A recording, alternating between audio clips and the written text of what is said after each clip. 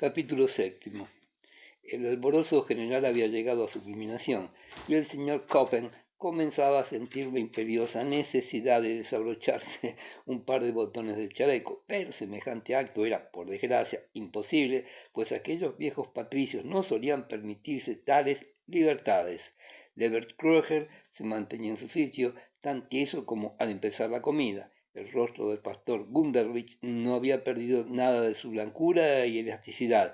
El viejo Vanderbroek, si bien con algunas reservas, se mantenía escrupulosamente correcto, y tan solo Justus Kruger presentaba inequívocos síntomas de haber empinado el codo en demasía. ¿Dónde estaba el doctor Graveau? La consulesa se levantó con disimulo al advertir que se hallaban vacíos los sitios de la señorita Humkan, del doctor Graveau y Christian, y que de la sala contigua llegaban una especie de ahogados gemidos. Salió rápidamente detrás de la doncella que acababa de servir la mantequilla, el queso y la fruta, y una vez fuera de la estancia para distinguir en la penumbra al pequeño Christian, tendido sobre el banco que rodeaba la columna del aposento, exhalando débiles gemidos. «Dios mío, señora», exclamó Ida, que estaba con el doctor al lado del paciente, «el pobrecito Christian se siente muy mal». «Estoy muy malo, mamá, muy malito, caray», gimió el chiquillo, mientras sus ojos redondos y hundidos vagaban con angustiosa expresión sobre la voluminosa nariz. Había soltado aquel caray en un momento de exacerbación y la consulesa le respondió: «Si pronunciamos estas palabrotas, Dios nos castigará, enviándonos mayores males». El doctor Graveau le tomó el pulso y la bondad de su fisonomía pareció acentuarse, haciéndose más apacible aún que de costumbre. «Es una ligera indisposición, nada de particular, señora consulesa», dijo tranquilizándola, y luego, en su tono pausado, de cierta dogmática pedantería, prosiguió: «Lo mejor sería meterlo en la cama, unos polvos purgantes y tal vez una tacita de manzanilla que le haga sudar, y sobre todo dieta rigurosa, señora consulesa, lo repito, dieta rigurosa, un trocito de pichón con la miga del pan, solo la miga». «Yo no quiero pichón», aulló Christian fuera de sí, «yo no quiero comer nada, nunca más. Ay, lo que me duele mucho, caray». Aquellas palabras parecían obrar en el chiquillo como un sedante, a juzgar por la vehemencia con que las pronunciaba.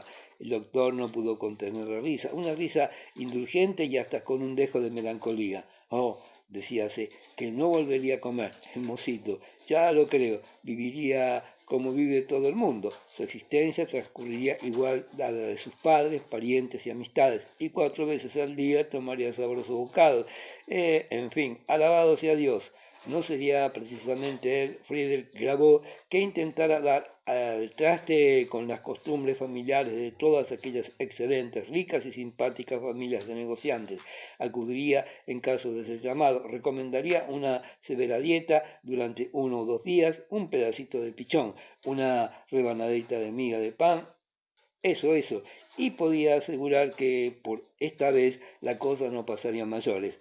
A sus años ya había conocido casos de algunos valerosos burgueses que, después de engullir su última pierna de carnero ahumado o su gran porción de pavo relleno, habían entregado su alma a Dios, ya de repente, en un abrir y cerrar de ojos, sentados en una butaca de sus despachos y después de penosos sufrimientos tendidos en su vieja y maciza cama. «Un ataque», decía entonces la gente, «una parálisis, una muerte repentina e imprevista». Sí, pero sin embargo, Friedrich Graveau la hubiera podido predecir muchas veces en casos en que no había intervenido para nada, y ni aún se le había llamado. Eran esos en que al volver del despacho o al levantarse de la mesa se produce un pequeño extraño vahido. En fin, alabado sea Dios, no sería él, Friedrich Graveau, ciertamente quien desdeñara un pollo relleno. Aquel jamón empanado con salsa, shallots, había estado verdaderamente exquisito. ¡Qué demonio! Y luego, cuando ya empieza uno a respirar fatigosamente, le salen con el platen pudding, almendras, frambuesas, crema. Sí, lo dicho, señora consulesa, dieta severa, un poquito de pichón y un trocito de miga de pan. Capítulo 8. En el comedor se iniciaba la desbandada. «Buen provecho, madame et monsieur. Ahora un buen cigarro espera a sus devotos y un buen café a todos, y si Madame quiere ser generosa, una copita de licor. Después los billares están a disposición de los aficionados, naturalmente. Johann, tú encárgate de guiar a quien lo desee a las habitaciones interiores. Madame Coppen, tengo el honor. En alegre tertulia, con un humor excelente y cruzándose los mil propósitos que sugiere siempre una opípara comida, la concurrencia pasó otra vez al salón de los paisajes. El cónsul reunió a su alrededor a los jugadores de billar. ¿Quiere jugar una partidita, papá? No, Leverett Kröger prefería permanecer al lado de las damas, pero Justus no podía rehusar. También él, senador Langer, Coppen, Grachen y el doctor Grabó optaron por el billar y Jean-Jacques Ofstede se ofreció para más tarde. Después, Johann Vanderburg va a tocar la flauta. Hay que esperar. Au revoir, monsieur. Al atravesar el pórtico, los 6 hombres pudieron oír aún las primeras notas de la flauta en el salón de los paisajes, acompañadas al armonio por la consulesa. Era una delicada melodía vivaz y graciosa que se extendía agradablemente por el espacio. El cónsul escuchó mientras llegó hasta él aquella música. Hubiera preferido quedarse en el salón para, sentado en una butaca, dejar en libertad sus sueños y sentimientos, arrullado por aquellos sonidos, pero los deberes de anfitrión. Sirve unas tazas de café y unos cigarros en la sala de billar, indicó a la doncella que en aquel momento atravesaba el zaguán. Sí, Lina, café, ¿oyes? Repitió el señor Coppen, con voz que parecía salir del estómago a la vez que intentaba pellizcar el rojo brazo de la muchacha. Pronunciaba la C de un modo gutural, como paladeando y tragando al mismo tiempo. Estoy seguro de que la señora Coppen le ha visto a través de los cristales, observó el cónsul Kröger. El senador Langer preguntó, así es, Vanderburg, ¿que vives allá arriba? A mano derecha, la escalera conducía al segundo piso, donde se hallaban los dormitorios del cónsul y su familia. También en la parte izquierda había una serie de habitaciones. Nuestros hombres descendieron fumando la ancha escalera con pasamanos de madera tallada barnizada. En un descansillo, el cónsul se detuvo. Ese entresuelo tiene aún 3 habitaciones al fondo, explicó, un comedor, el dormitorio de mis padres y una habitación de reserva hacia la parte del jardín, un estrecho pasillo de corredor. Por la parte de delante, como ven ustedes, el zaguán puede ser atravesado por los carros de transporte, que luego cruzan toda la finca hasta la Blacker Grove. El espacioso zaguán, pavimentado con grandes baldosas cuadradas, resonaba bajo sus pasos. Cerca de unos huecos para la ventilación y en el extremo opuesto se hallaban las oficinas comerciales, mientras la cocina, que exhalaba todavía un acre olor a salsa shallot, estaba situada a mano izquierda de la escalera en un pasadizo que conducía a la bodega. Enfrente y a considerable altura se veían unos cuartos con tabiques de madera tosca, pero pulcramente barnizados. Eran las habitaciones de la servidumbre, que tenían como único acceso una rústica y empinada escalera de mano, que arrancaba del zaguán. A su lado se veía un par de viejos y enormes armarios y un arcón de madera tallada. Atravesando una elevada claraboya se subía por unas breves gradas al patio en cuya parte izquierda estaban los lavaderos de reducidas proporciones. Desde allí la vista alcanzaba hasta el jardín, que era bonito y bien trazado, aunque en aquella época del año reducían su encanto la tristeza otoñal y la humedad. Los bancales estaban protegidos contra la escarcha por unas estelas de paja y detrás, en último término, se veía la barroca puerta de entrada que un pequeño portal que le daba acceso. Nuestros personajes dejaron el camino del patio para tomar otro a la izquierda que conducía entre 2 muros a un zaguán situado en la parte posterior del edificio.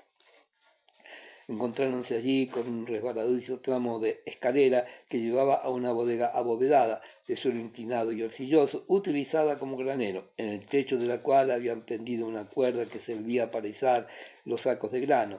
Desviándose a la derecha, subieron una bien cuidada escalera hasta el primer piso y el cónsul, adelantándose, abrió a sus huéspedes la blanca puerta que daba entrada a la sala del billar.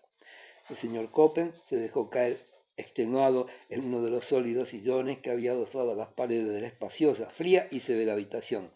Pues no hay nada que ver, exclamó, sacudiéndose las finas gotas de lluvia que salpicaban su levita. Para correr vuestra casa es necesario hacer un viaje. Como en el salón de los paisajes, ardía también aquí un buen fuego en la chimenea detrás de una pantalla de latón.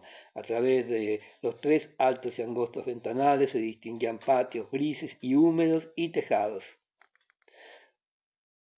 Una carambola, señor senador, propuso el cónsul sacando los tacos de un armario. Luego, dando vueltas a la mesa, fue obturando los agujeros que había en ambas. ¿Quién quiere jugar con nosotros? Graham, el doctor, Halfrit, Graham y Justus. Entonces pueden tomar la otra mesa. Copen ha de jugar también. El cosechero de vino se levantó y, con la boca llena de humo, quedó estático prestando atención a una fuerte ráfaga de viento que silbaba entre las casas, golpeando con violencia las gotas de lluvia contra los cristales y bramando impetuoso en las chimeneas.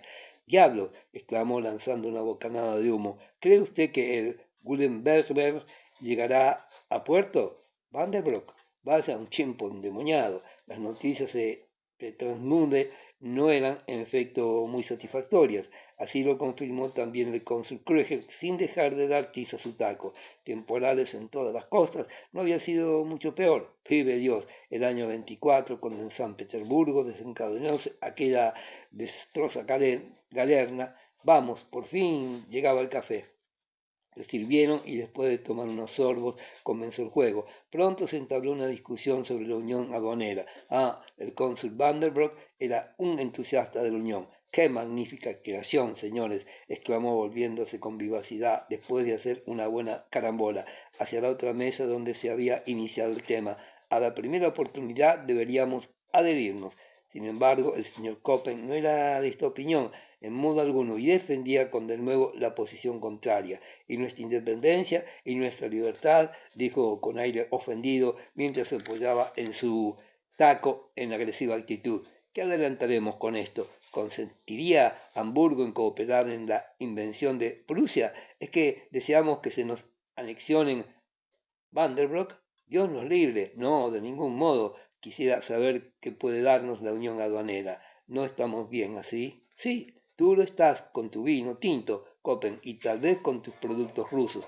Y no digo nada con tu importación, pero fuera de eso no te interesa otra cosa. Y en cuanto a la exportación, ¿qué? Un poquito de grano que enviamos a Inglaterra y Holanda. No, desgraciadamente las cosas no marchan como parece. Dios sabe que aquí se han hecho mejores negocios en los tiempos pasados. En cambio, con la unión aduanera se nos abrirán las puertas de Schleswig-Holstein y de Mecklemburgo.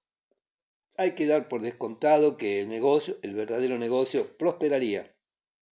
Pero haga el favor, Vandenbroek, intervino Graham, doblado sobre la mesa mientras apuntaba atentamente, moviendo con destreza el taco con su mano huesuda. Esa unión aduanera no la entiendo. Nuestro sistema, por lo menos, es sencillo y práctico, ¿verdad? El pago de derechos mediante juramento. Una hermosa y antiquísima institución, hubo de reconocer el cónsul. No, señor cónsul, ¿la encuentra usted verdaderamente hermosa? Observó algo molesto el señor Langal. Yo no soy comerciante, pero si he de ser sincero, esto del juramento me parece un abuso. Poco a poco, hay que decirlo, se ha ido convirtiendo en una simple formalidad que se cumple con excesiva tolerancia, y el Estado parece que está en babia. Se dicen cosas que en verdad son demasiado sospechosas. Estoy persuadido de que el ingreso en la Unión Aduanera por parte del Senado entonces se producirá un conflicto, exclamó el señor Coppen fuera de sí y golpeando el pavimento con su taco. Pronunció conflicto, dando al traste con toda cautela prosódica. Un conflicto, y yo me entiendo, lo digo con todo respeto, señor senador, pero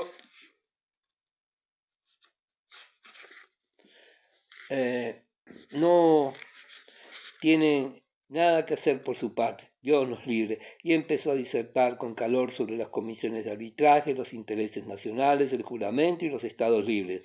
Por fortuna llegaron en aquel momento Jean-Jacques Ostede y el pastor Gundervik agarrados del brazo como los viejos alegres y despreocupados procedentes de otras épocas en las que no se conocieron semejantes problemas. Hola, mis buenos amigos, dijo el primero, traigo algo para ustedes, un divertido epigrama sobre los franceses, y dejándose caer con indolencia en una silla ante los jugadores que, apoyados en las mesas, habían dejado los respectivos tacos, sacó un papelito del bolsillo y después de frotarse la puntiaguda nariz con la sortija de sello que adornaba su largo índice, leyó en un tono jocoso impregnado de épica ingenuidad. Cuando el gran mariscal de Sajonia iba un día paseando gozoso con Pompadour la hermosa, en dorado faetón, divisó a la pareja el cáustico Fredón, y en risueña actitud dijo con ironía, buen par, del rey la espalda y su vaina pomposa.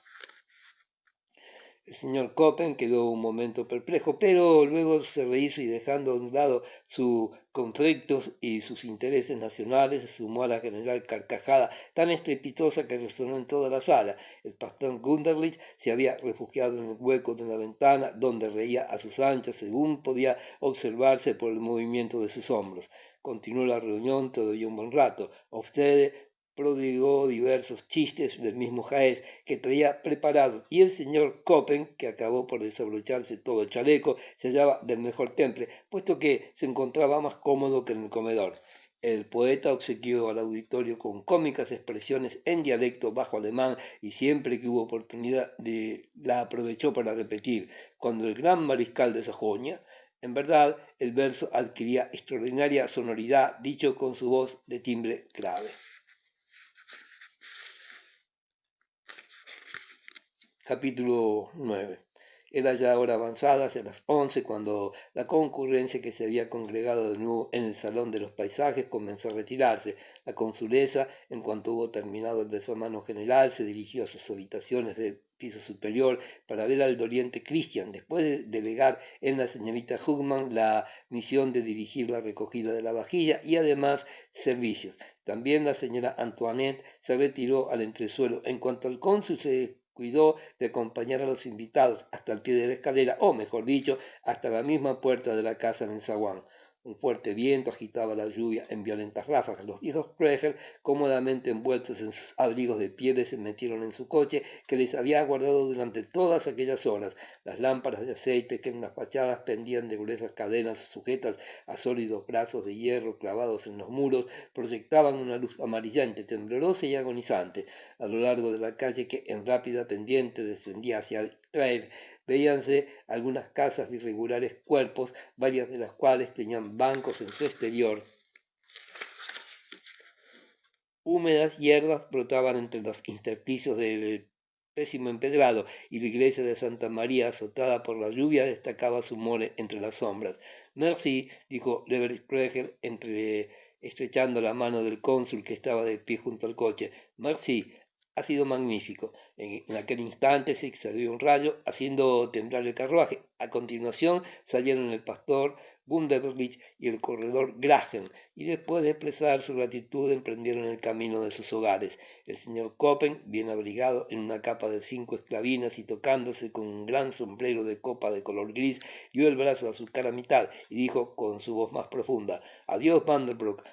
Anda, entra en casa, no vayas a tomar un enfriamiento. Muchas gracias, He comido como no lo había hecho en mucho tiempo. Así te conviene el quinto de 4 marcos. Buenas noches. La pareja, lo mismo que el cónsul Regis y su familia, se dejó en dirección al río, mientras el senador Langal, el doctor Gravaux y Jean-Jacques Oftede tomaban la dirección contraria. El cónsul Vanderbroek, con las manos metidas en los bolsillos del pantalón y tiritando bajo su bata de andar por casa, avanzó un trecho escuchando el claro resonar de los pasos de quienes se alejaban en la húmeda y desierta calle. Luego, volviéndose, clavó la vista en el pórtico gris de la fachada. Sus ojos se detuvieron en la inscripción que, esculpida en la piedra, rezaba en antiguos caracteres Dominus Providevit. Después, bajando la cabeza, entró en la casa y cerró cuidadosamente la pesada puerta principal que rechinó sobre sus gones. Corrió luego los pestillos de los tragaluces y atravesó con lentitud el zaguán, en el que no resonaba ningún ruido. La cocinera bajaba entonces las escaleras, llevando una bandeja repleta de cosas que se entrechocaban, tintiñando. El cónsul preguntó: ¿dónde está el señor Trina? En el comedor, señor cónsul. El rostro de la muchacha se puso tan rojo como sus brazos. Era una campesina y se turbaba fácilmente. Subió el cónsul y al atravesar la puerta no pudo evitar un instintivo movimiento de su mano hacia el bolsillo del pecho donde el pliego crujía. Entró en la sala, iluminada aún en uno de sus ángulos por restos de las bujías que ardían en un candelabro, dando luz a la mesa ya recogida. El intenso olor de la salsa charlotte impregnaba aún la atmósfera, y allí, cerca de la ventana, con las manos cruzadas a la espalda, paseaba John Vanderbroek con aire indolente. Capítulo 10. Hola, hija mío, ¿a dónde vas? Se detuvo alargando una mano al joven, una mano blanco, algo corta, tal vez, pero finamente dibujada, y que era característica de los Vanderbroek. Su recia silueta, que ahora se destacaba únicamente por la empolvada cabellera y alto cuello, aparecía fatigada e inquieta sobre el rojizo y oscuro reflejo proyectado por las cortinas de la ventana. ¿No estás cansado? ¿Cuándo llegaste? Estaba escuchando el estrépito del vendaval. Vaya, un tiempo endiablado, y el capitán Claude que regresa de Riga. Con la ayuda de Dios, padre, todo marchará bien. ¿Crees que puedo fiarme de eso? ¿Piensas que puedo admitir que Dios nuestro Señor y tú os pucháis? El cónsul se sintió más animado al encontrarle de buen humor. No venía a darle solamente las buenas noches, papá, sino que, pero no ha de enfadarse, ¿eh? No he querido molestarle entregándole una carta que ha llegado al mediodía en una tarde de regocijo como la de hoy. Monsieur Gouton, voilà. El viejo pareció no inmutarse lo más mínimo ante el sellado pliego que su hijo le tendía. Al señor Johann van der Broek, Sen, personal. Es un hombre terco, tu hermanastro, Johann. En resumidas cuentas, no he contestado ya su segunda carta. Pues bien, él envía ahora una tercera, y mientras su rubicunda tez iba oscureciendo, rompió con el dedo el sello, desplegó la delgada hoja colocándola de modo que la escritura quedase iluminada por las bujías y dio con el dorso de la mano un enérgico golpe en el papel. En aquellos caracteres tan solo aparecían reflejarse la rebelión y la apostasía, pues mientras los renglones de los Vanderbroek se distinguían por su pequeñez, finura e inclinación sobre el papel, los de esta carta corrían altivos, gruesos y apretados, y muchas de sus palabras aparecían subrayadas por un brusco trazo de pluma. El cónsul había retrocedido hasta la pared al lado de la silla, pero, sin embargo, por respeto a su padre, que permanecía en pie, se limitó a tomar con nervioso gesto uno de los altos respaldos, sin dejar de observar al anciano que, ladeando la cabeza, recorría el papel con fruncido ceño y trémulos labios y leyó: Padre mío, no sé si puedo esperar que su equidad sea todavía lo bastante grande para comprender la indignación que debí sentir al no recibir contestación a mi segunda carta, en la que encarecía con tanta vehemencia la solución de nuestro pleito, y eso pues de haber usted correspondido a la primera de un modo que prefiero callarme. Debo confesarle que la forma en que va ahondando con su terquedad el abismo que entre nosotros existe, es un pecado del cual Dios algún día le exigirá estrecha cuenta. Es triste que usted desde el día en que yo, siguiendo aún contra su voluntad las inclinaciones de mi corazón, contraje matrimonio con mi actual esposa y ofendí a su desmesurado orgullo abriendo un comercio, se haya mostrado tan despiadado conmigo. Su modo de tratarme clama al cielo, y si supone que yo, frente a su silencio, he de resignarme y callarle, prevengo que se equivoca en absoluto. El precio de compra de su nueva casa de la Menstrasse es de 100.000 marcos. Sé también que su hijo en segundas nupcias y socio, Johann, residía a su lado como inquilino, y que al morir usted ha de quedar como único heredero, tanto del inmueble como del negocio. Como mi hermanastra de Frankfurt y su esposo han de hecho de ustedes pactos en los cuales no debo intervenir, pero en lo que a mí, su hijo mayor, se refiere, lleva usted su insensata cólera hasta el extremo de negarme deliberadamente toda indemnización en concepto de lo que me corresponde como derecho habiente.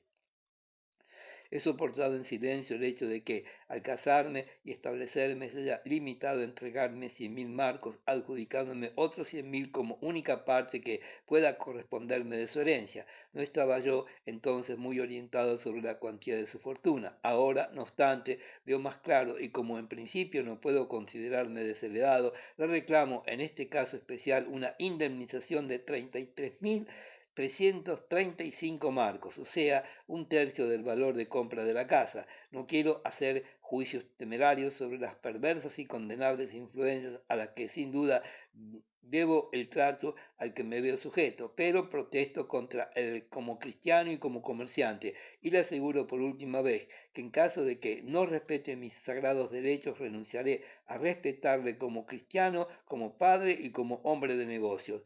Gottfried van der Broek. Perdóname, pero ¿no es un placer recitarte esta letanía? Poirá, y con ademán enfurecido, Johann Vanderbilt arrojó la carta a su hijo. El cónsul tomó el papel al vuelo cuando se hallaba a la altura de sus rodillas y, con turbada y triste mirada, siguió un momento los pasos de su padre. El viejo, apoyado contra la ventana, erguido y colérico, empuñó el largo apagador y se dirigió hacia el ángulo donde estaba el candelabro. Así es, dijo, no, no parle plus, punto final, a la cama, en avant. Y una tras otra las luces fueron extinguiéndose bajo el capuchón metálico. Quedaban aún dos velas encendidas cuando el viejo, volviéndose otra vez hacia su hijo, a quien apenas podía distinguir tras de sí, le dijo, bien, ¿qué opinas? ¿Qué dices? Supongo que tendrás algo que decir. ¿Qué quieres que diga, papá? Estoy desconcertado. Pronto lo arreglas con tu desconcierto, exclamó Johann Vanderbilt con acento iracundo, pues sabía perfectamente que aquella observación era poco veraz y que su hijo y asociado se mostraba con frecuencia categórico cuando se trataba de dirimir asuntos ventajosamente. Influencias perversas y condenables, prosiguió el cónsul, es la primera línea que contemplo. ¿Comprende usted cuánto me abruma eso, padre? Y nos trata de anticristianos y te preocupas por semejantes desatinos, preguntó airado Johann Vanderbroek avanzando unos pasos con el apagador a rastras. Anticristiano, bah, resulta de muy buen gusto, hay que decirlo, esta piadosa codicia, pero qué diantre de gente sois los jóvenes de hoy. Tenéis la cabeza repleta de patrañas fantásticas, de idealismos, y en cambio a nosotros, los viejos, nos calificáis de burbones y desalmados y somos además la monarquía de Julio y los ideales prácticos. Pero es preferible para el otro increpar a su padre con las más safias majaderías a renunciar a un par de miles de escudos, y como hombre de negocios se dignará despreciarme. Vamos, como hombre de negocios sé perfectamente lo que son les fonds frais, repitió pronunciando una R gutural de estilo parisiense. Lo que en ese bribón de hijo no se volverá más respetuoso conmigo por el hecho de ceder y humillarme. Querido padre, ¿qué debo contestarlo? Yo no quiero en absoluto que él tenga razón en eso que dice de las influencias. Como socio, estoy interesado en la casa y por esto precisamente no debería aconsejarle que mantuviera usted su punto de vista. Ya ve que soy tan buen cristiano como Gotthold y sin embargo, sí, confieso que tienes razón al decir, sin embargo, Jane, cómo han sucedido en realidad las cosas. Desde que el muchacho ardía por su señorita Stugin y me hacía escena tras escena hasta el día en que, a pesar de mi categórica oposición, se casaron, escribí yo, Montré Cherville, te casas con tu tienda, punto final, no te desheredo, no quiero dar un espectáculo, pero nuestra amistad ha terminado. Ahí van 100.000 marcos como dote y te asigno en mi testamento otros 100.000, pero nada más. Date con ello por satisfecho, ya que no has de recibir ni un flanin más. Y él se calló. ¿Qué le importaba si hemos hecho negocio? Si tú y tu hermana heredáis mejor parte, si de la herencia que os pertenece se ha comprado una casa. Si ustedes supiese, padre, en qué dilema me encuentro, por la concordia de la familia debería aconsejar, pero el cónsul exhaló un ligero suspiro. Johann Vanderbroek, apoyado en el apagador, observaba atentamente en la semioscuridad la expresión del rostro de su hijo. La penúltima vela consumida del todo se había extinguido y solo una llameaba todavía allá en el ángulo. De vez en vez se destacaba de un tapiz una esbelta figura blanca sonriendo plácidamente para desaparecer enseguida. Padre, este modo de proceder de Gotthold me abruma, dijo el cónsul con dulzura. Tontería, Jean, déjate de sentimentalismo. ¿Qué es lo que te abruma? Padre, hemos pasado hoy juntos un día tan agradable, tan hermoso, sintiéndonos alegres y felices, conscientes de haber llevado a cabo algo, de haber alcanzado un fin, de haber elevado nuestra casa, nuestra familia a una altura que ha de redundar en su prestigio y fama. Pero, Padre, esa desdichada enemistad con mi hermano, su hijo primogénito, no debería existir ninguna grieta en el edificio que, con ayuda de Dios, hemos levantado. Una familia debe estar unida, debe llevarse bien, padre. De otro modo, la desgracia no tarda en llamar a la puerta. Tonterías, Jean, bobadas. Un chico testarudo siguió una pausa. La última llama iba languideciendo, extinguiéndose por momentos. ¿Qué haces, Jean? Preguntó Johann Vanderbroek. No te veo ya. Hago cuentas, replicó secamente el cónsul. La luz tuvo un momentáneo revivir y el viejo pudo ver cómo su hijo, erguido con la mirada fría y concentrada, como no la había tenido en toda la tarde, fijábase en la llamita oscilante. Por una parte usted da 33.335 a Gotham y 15.000 al de Frankfurt. La suma total es 48.335. Por otra, usted da solamente 25.000 al de Frankfurt, lo cual supone para la casa un beneficio de 23.335. Pero esto no es todo. Si legalmente usted abona a Gotthold una cantidad como indemnización por su derecho sobre la casa, queda quebrantado el principio, no resulta definitivamente indemnizado y al morir usted puede reclamar una parte de la herencia, igual a la de mi hermana y la mía, y entonces ocasiona a la sociedad una pérdida de cientos de miles, con los cuales ya no se podrá contar, ni yo, desde luego, como único propietario de ello. No, papá, exclamó con énfasis, irguiéndose más todavía y con enérgico ademán, debo disuadirle de que ceda. Bueno, pues, punto final. Ne parlons plus. En avant, a la cama. La última llama se desvaneció bajo el capuchón del apagador. A oscuras atravesaron el pórtico y en la entrada del segundo piso cambiaron un apretón de manos. Buenas noches, Jean. Ánimo. Hay tantas preocupaciones. Hasta mañana a la hora del desayuno. El cónsul subió hasta su cuarto, mientras el viejo se dirigía a tientas al entresuelo, agarrado al pasamanos. La vieja y amplia mansión quedó sumida en el silencio y las tinieblas, orgullosos esperanzas y temores se acallaron, mientras afuera, en las calles quietas y solitarias, la lluvia seguía cayendo y el viento otoñal silbaba al chocar contra las esquinas. Segunda parte. Capítulo primero. Habían transcurrido 2 años y medio, mediaba el mes de abril y habíase anticipado la primavera cuando ocurrió un acontecimiento que hizo cantar de gozo al viejo Johann Vanderbroek y emocionar a su hijo. Eran las 9 de la mañana de un domingo. El cónsul hallábase en el comedor sentado ante el gran secretario situado frente a la ventana cuya curvada tapa permanecía levantada gracias a un ingenioso mecanismo. Tenía delante una cartera de piel repleta de papeles, pero él, profundamente inclinado, escribía en un cuaderno de lustrosa cubierta y cantos dorados, trazando sin detenerse su fina y rápida escritura, salvo en los momentos en que mojaba en el macizo tintero de metal su pluma de ganso. Las ventanas estaban abiertas y del jardín, donde el sol, un sol amable, doraba los primeros brotes y unos pajaritos dialogaban con desenfado en su piar sonoro, llegaba una brisa primaveral saturada de frescos aromas que agitaba de vez en vez, suave y silenciosamente, las sutiles cortinillas sobre la mesa. Los rayos del sol jugaban con la blanca mantelería salpicada de migajas e iban en menudos y brillantes destellos y reflejos a quebrarse en el dorado de las tazas en forma de almírez.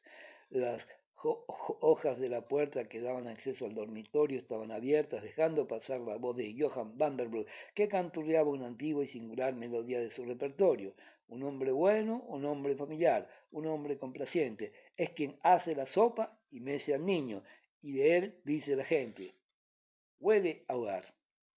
El anciano estaba sentado junto a una cuna protegida por cortinajes de seda verde, colocada al lado del alto lecho, estilo imperio de la consulesa. Estaba ya su esposo, por consideración de la servidumbre, se habían instalado provisionalmente en aquel piso mientras sus padres habilitaron para dormitorio la tercera habitación del entresuelo. La señora Antoinette, con el vestido resguardado por un mandil y cubierto los blancos y tupidos bucles por una cofia de encaje, aparecía ataviadísima detrás de una mesa removiendo lienzos y franelas.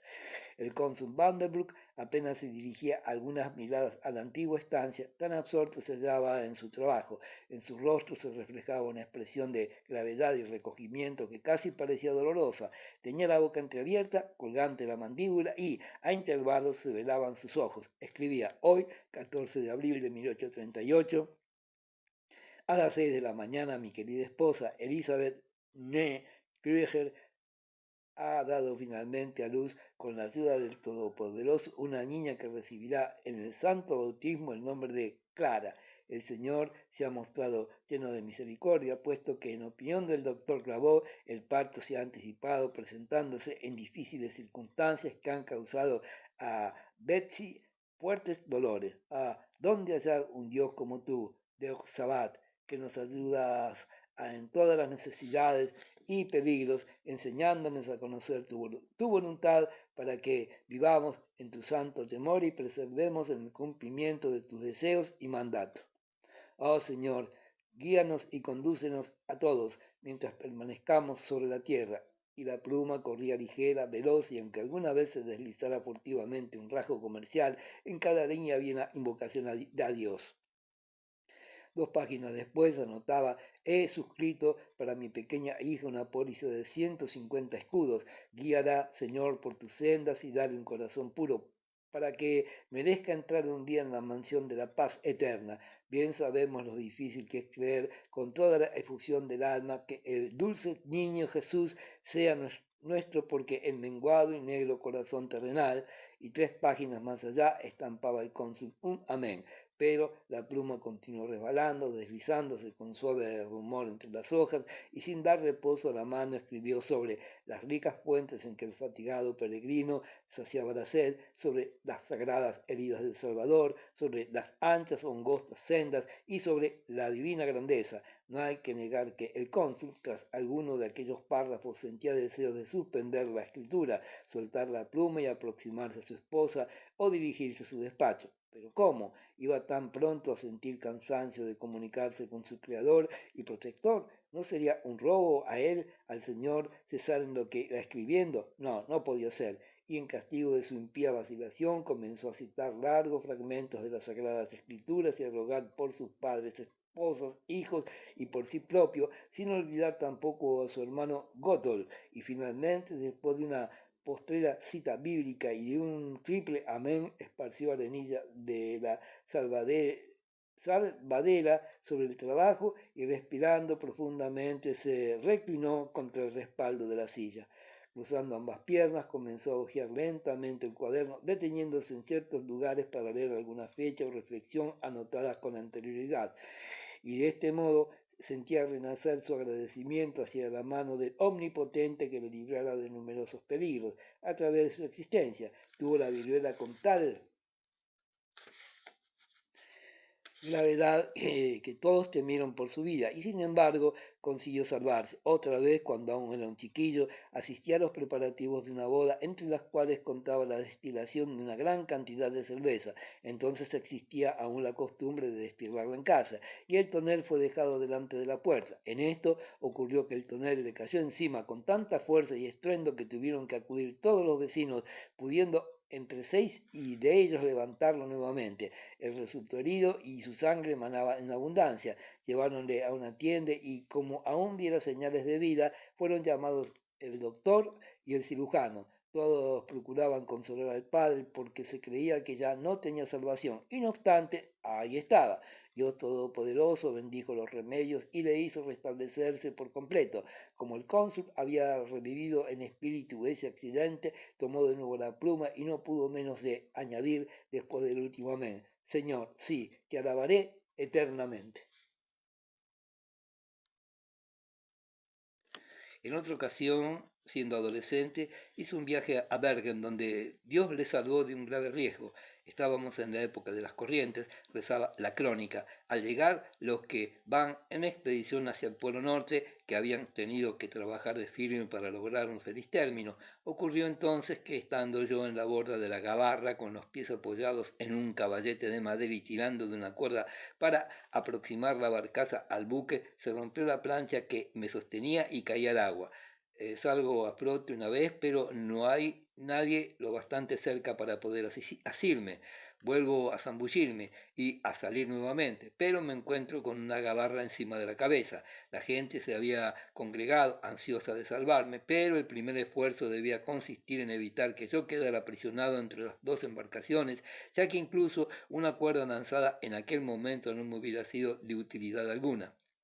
Y sucedió que cuando salí por tercera vez a flote, los hombres se habían tendido y sacaban su cabeza sobre la borda de la barcaza, y aunque de mí solo asomaba la nuca, pude agarrarme a uno de ellos por el cabello, mientras yo me tomaba desesperadamente su brazo. Como no podía sostenerme, comenzó a gritar de tal manera que los demás le oyeron y sujetándole por detrás evitaron que también fuera arrastrado. Yo por mi parte no le solté, aunque me mordía en el brazo al verse en el peligro de ser atraído al agua, y de este modo salí de apuro. El relato continuaba con una interminable acción de gracias que releyó el cónsul con lágrimas en los ojos.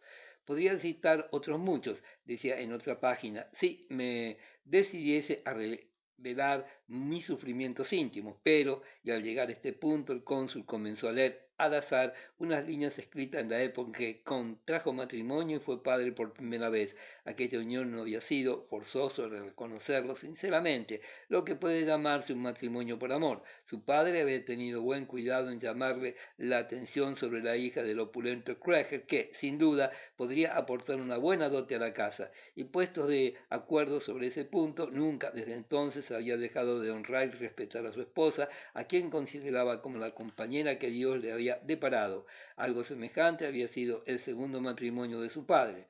Un hombre bueno, un hombre familiar, un hombre complaciente es quien hace la sopa y mece al niño.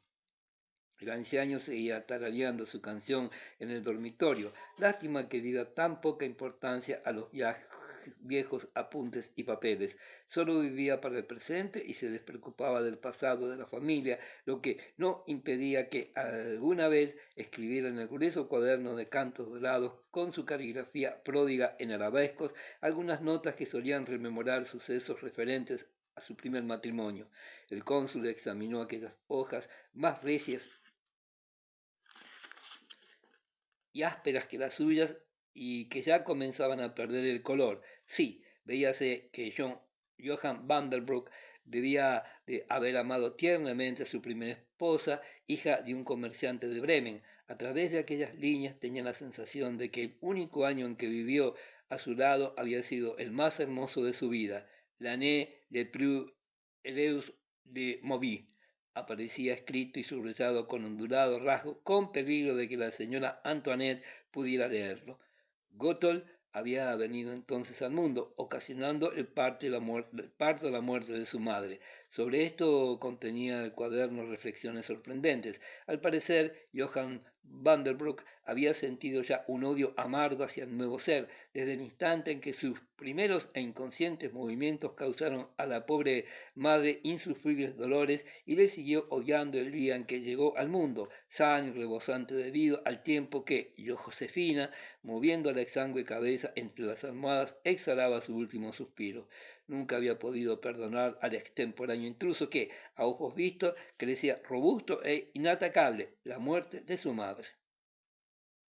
El cónsul, sin embargo, no comprendía esto. La madre había sucumbido, se decía, cumpliendo la sagrada misión de la mujer, y yo, en un caso igual, hubiera depositado en aquel ser con todo mi corazón el amor que hacia ella sentía y que me dejaba en prenda al separarse de mí. Pero el padre no había visto nunca en su primogénito más que al despiadado destructor de su felicidad. Después, pasado el tiempo, se casó con Antoinette Duchamp, hija de una opulenta y encumbrada familia de Hamburgo, y los nuevos esposos habían vivido en el más profundo respeto mutuo, colmándose recíprocamente de atenciones. El cónsul seguía hojeando el cuaderno. En las últimas páginas leyó las breves historias de sus propios hijos, el sarampión de Tom, la ictericia de Tony y las viruelas locas de Christian, enfermedades que todos ellos habían podido resistir. Leyó después los diversos viajes a París, a Suiza y a Marienbad, efectuados con su esposa, y luego fue retrocediendo hasta encontrar unas hojas apergaminadas, algo deterioradas y salpicadas de manchas amarillentas, que el viejo Johann Vanderbroek, su abuelo, había llenado con una caligrafía de grandes rasgos, con tinta que aparecía en un gris desvanecido. Aquellas líneas parecían arrancar de muy lejos y contenían una larga genealogía, que la línea directa había tenido siempre buen cuidado de continuar. Referían que, a fines del siglo XVI, un Vanderbroek, el primero que registraban las crónicas, había residido en Parching y su hijo había sido consejero en Graban, que otro Vanderbroek, más reciente y sastre por más años, se había casado con Rostock, muy arraigado, frase que estaba subrayada, siendo padre de numerosa prole, entre muertos y vivos, tales como otro llamado ya Johann, que se había establecido en Rostock, y al fin que bastantes años después el abuelo del cónsul había ido a parar allí, fundando el negocio de cereales. De este ascendiente se conocían ya todos los detalles. Estaba puntualmente consignado cuando sufrió la fiebre militar y las viruelas, la caída que tuvo desde el tercer desván a la cuba de cerveza, salvando la vida en el accidente a pesar de las vigas que encontró en el trayecto, y hasta el ataque que le dio de fiebre ardiente.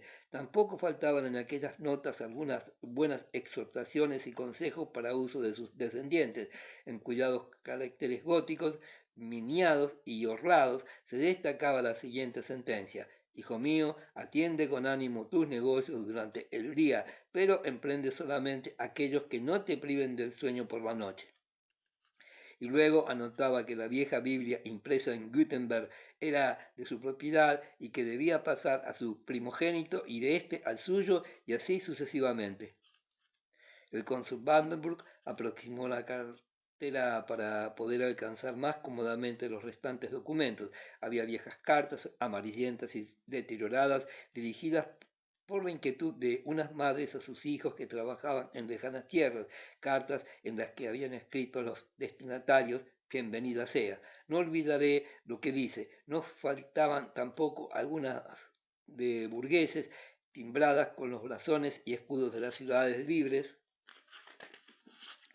y de la ANSA, pólizas, poesías laudatorias, cartas de padrinos, efusivas, misivas comerciales dirigidas por él a su padre y compañero, desde Estocolmo a Ámsterdam, en las cuales, después de tranquilizarle sobre la seguridad de un cargamento, le rogaba encarecidamente que saludara a su esposa e hijos. Por separado estaba un diario llevado por el cónsul en el que refería su viaje por Inglaterra y el Brabante.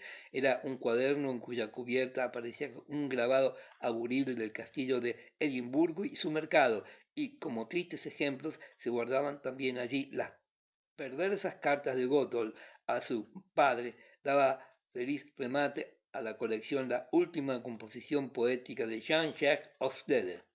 Oyóse un claro y rápido tintineo. Era simplemente que una borrosa pintura colocada encima del secretaire, representando una plaza con su mercado, tenía un campanario con un reloj auténtico y éste señalaba a la sazón las 10. El cónsul cerró la cartera, guardándola en uno de los anaqueles del mueble, y enseguida se dirigió al dormitorio, cuyas paredes estaban cubiertas por encepaños de la misma tela floreada que los altos cortinajes de la cama. Esa sensación de paz y descanso que sucede a las horas de angustia y dolor flotaban en el ambiente que, callado por la chimenea, desprendía olor a medicamentos mezclados con el aroma característico del agua de Colonia. Los corridos cortinajes dejaban pasar una luz mortecina. Inclinados sobre la cuna, los abuelos, uno junto a otro, contemplaban a la criatura dormida. La consulesa, vestida con un elegante peinador de encaje, rizado el rojo cabello y un poco pálida todavía, pero con una sonrisa de felicidad en los labios, tendió al esposo su bella mano, en cuya muñeca brillaba un brazalete de oro. Según su costumbre, adelantó la mano con la palma vuelta hacia arriba, muestra en ella de mayor cordialidad. ¿Qué tal, Betsy? ¿Cómo va eso? Perfectamente, mi querido Jean.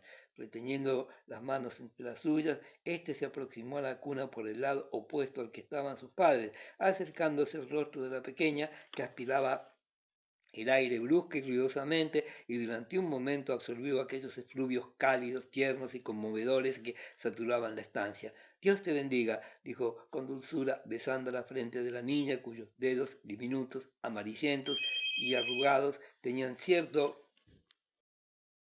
vago parecido con la pata de un pollo. Ha mamado con un gusto, observó la señora Antoinette. Te digo que ha tomado el pecho de un modo. Quieren creer que se parece a Annette, y la cara de Johann Vanderburg irradiaba de placer y orgullo. Que el diablo me lleve, tiene sus mismos ojos, negros. La anciana hizo un gesto de aprobación. Sin embargo, no creo que deba hablarse ahora de parecidos. ¿Qué? ¿No van a la iglesia, Jean? Sí, son las 10, ya es hora, pero espero a los chicos.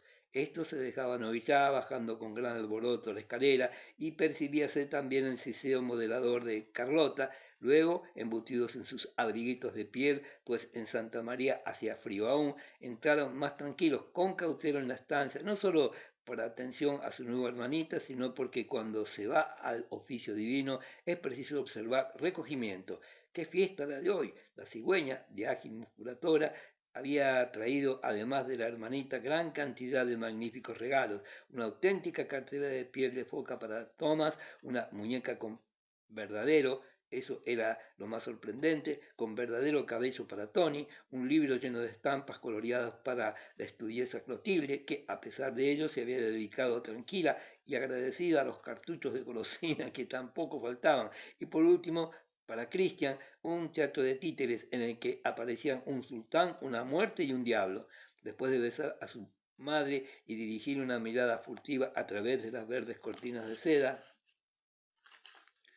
los chicos salieron con el cónsul, que llevaba puesta la capa y el libro de cánticos en la mano, dirigiéndose todos a la iglesia con tranquilo paso, seguidos por el agudo grito del nuevo miembro de la familia, que en aquel momento acababa de despertarse.